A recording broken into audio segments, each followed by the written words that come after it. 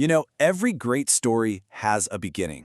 And the story of our modern pop culture, well, it doesn't start in some shiny corporate tower. It starts in the shadows.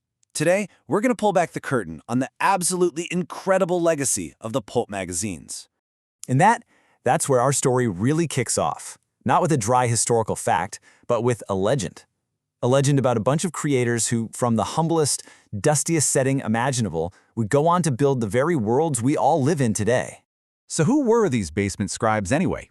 Well, they were the writers, the artists, the editors behind the single most popular form of entertainment in the early 20th century, the pulp magazines. And that name, pulp, it wasn't some fancy metaphor. No, it was totally literal. These magazines were printed on the absolute cheapest paper you could find, that rough, unfiltered pulp from wood. They were basically designed to be disposable fun for the masses, but the ideas printed on that cheap paper, they were anything but disposable.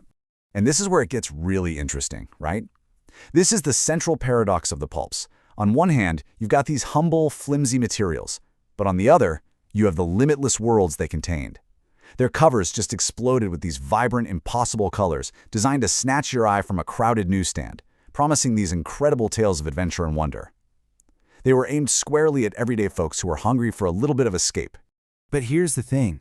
These weren't just any old random stories. Working away on that cheap paper, these scribes were actually laying the very foundation for the genres that completely dominate our culture today. They were, quite literally, dreaming our modern world into existence. First, they penned the dream of tomorrow. In magazines like Amazing Stories, they gave us our first real taste of interstellar empires, of futuristic tech, of robotics. These writers would look up at the stars, and they didn't just see little dots of light.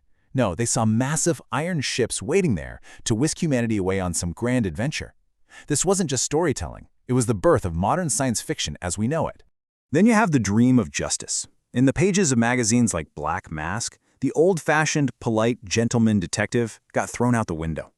He was replaced by something totally new, something way grittier. They gave us the cynical, hard-boiled hero, that rugged private eye walking down a rain-slicked city street. I mean, that character archetype is still a huge staple of crime fiction today, right? And of course, there was the dream of the unknown. The legendary magazine Weird Tales basically became the crucible where modern fantasy and horror were forged. It's the place that gave a platform to absolute giants like Robert E. Howard, the guy who created Conan the Barbarian, and H.P. Lovecraft, who unleashed a completely new kind of cosmic dread on the world. They took us deep into lost jungles and made us stare right into the abyss. Now, what's really, really wild is how these genres started to bleed into each other, creating something even bigger. Something that would become the most dominant force in modern entertainment. And that something was the hero. The pulps literally wrote the blueprint for the modern superhero. You can actually see the evolution happen step by step. Step 1, you get characters like Zorro, who established the whole idea of the vigilante, the hero fighting for the little guy outside the law. Step 2, heroes like the Shadow make the secret identity, that dual persona, a super popular trope. And finally, step 3, you get the whole shebang, the complete archetype with Doc Savage, a hero with peak human, almost superhuman abilities on a mission to right the wrongs of the world. Sound familiar? Yeah, that is the DNA of Superman and Batman right there. But look, we can't tell this story without being honest. For all their incredible world-building imagination, the worlds these scribes built were not perfect. They were a product of their time, and that unfortunately came with a pretty significant dark side. And it's so important to get this right. While we celebrate their massive influence, we also have to acknowledge that a lot of these stories were just filled with the crude prejudices of their age. They often leaned on harmful and racist stereotypes. It's a complicated, tarnished legacy for sure, and you have to recognize the flaws right alongside the brilliance. Which, of course, brings us all the way to today. Those dusty basements are long gone. The cheap paper has crumbled. But the dreams those scribes had? Oh, they are everywhere. They are the very foundation that our modern cultural kingdom is built on. I mean, just look at the direct lines you can draw. The scribes' dream of hard-boiled justice? That's our film noir and countless detective shows. Their cosmic dread? It lives on in modern horror movies and video games. Their futuristic visions grew into mainstream science fiction. And their heroic adventures? Well, that became the multi-billion-dollar superhero movie empire we have today. The concepts they unleashed a century ago are still the ones that thrill us. The archetypes they created are still the ones we root for.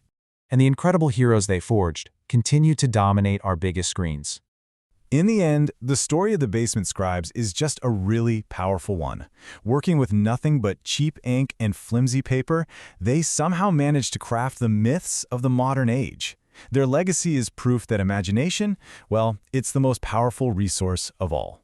And it all leaves you with one last, kind of fascinating question. If those scribes could build our entire pop culture from a dusty basement 100 years ago, what timeless dreams are being written or coded or filmed in the basements and bedrooms of today? What's their legacy going to be?